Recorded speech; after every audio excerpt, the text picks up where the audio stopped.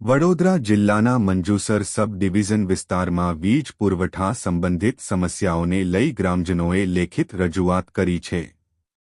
ગ્રામજનોના જણાવ્યા મુજબ રાણિયા એસ હેઠળ આવતા 20 ફીડર વિસ્તારમાં સ્ટાફની ગંભીર અછત હોવાના કારણે ગ્રાહકોને સમયસર સેવા મળી રહી નથી.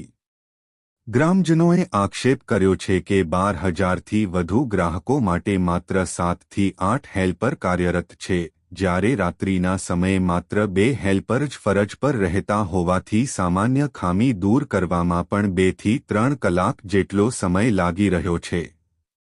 રજૂઆતમાં વધુમાં જણાવાયું છે કે છેલ્લા 2 વર્ષથી વીજ કેબલ બદલવાની માંગ કરવામાં આવી રહી છે, છતાં આજદિન સુધી યોગ્ય કામગીરી હાથ ધરાઈ નથી. ટીમ શરૂ થયા બાદ સમસ્યાઓમાં વધારો થયો હોવાનો પણ ગ્રામજનોએ દાવો કર્યો છે. કોન્ટ્રાક્ટરો દ્વારા નીચી ગુણવત્તાનું કામ થતું હોવાનો આક્ષેપ સાથે સ્માર્ટ મીટર લગાવવું, બિલ વસૂલાત સહિતના વધારાના કામનો બોજો લાઇન સ્ટાફ પર વધી રહ્યો હોવાનું રજૂઆતમાં જણાવાયું છે.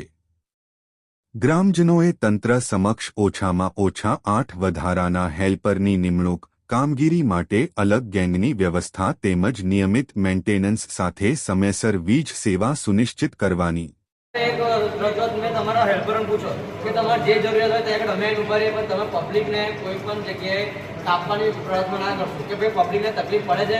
એ લોકો કલાકો સુધી બેઠે છે, ત્યાર પછી તમારે જોડે આવીને ઉશ્કેરે છે. આ અહીંયા આગળ આવેલી પબ્લિક એમને ડાયરેક્ટ નહીં આવી ગઈ.